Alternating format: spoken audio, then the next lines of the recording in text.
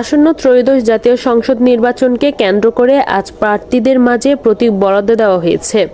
প্রতীক বরাদ্দের পরপরই চট্টগ্রাম ১২ পটিয়া আসনের বাংলাদেশ জাতীয়তাবাদী দল বিএনপি মনোনীত সংসদ সদস্য পদপ্রার্থী এনামুল হক এনাম মাজার জিয়ারত সম্পন্ন করেন।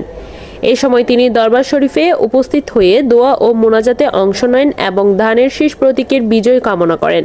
পাশাপাশি দরবারের সাজ্জাদানশীনদের সঙ্গে কুশল বিনিময় করেন। মাজার জিয়ারতকালে উপস্থিত ছিলেন বিএনপি ও অঙ্গ সংগঠনের বিভিন্ন স্তরের নেতাকর্মী।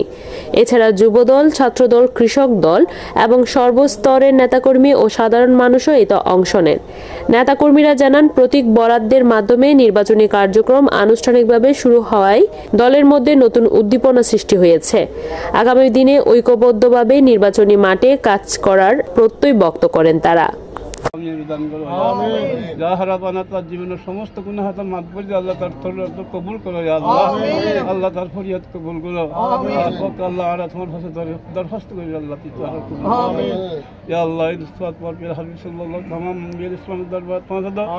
আজ করি সমস্ত কামলির দরবার পৌঁছে দাও। বাবা শাহজাহান ওলির দরবার পৌঁছে দাও। আল্লামা মাওলানা নুরুল শাহ বাবার দরবার পৌঁছে দাও। আল্লাহ সমস্ত মুমিন জানান মেহেরবান মা বাবার রূপা করে দাও। আল্লাহ তুমি যাত্রার শুভদান করো আল্লাহ। আজ করি আল্লাহ আর শহীদ জিয়া রহমানের রক্তপর নদীর সব হাত দাঁড়িয়ে বেগম পৌঁছে দাও আল্লাহ।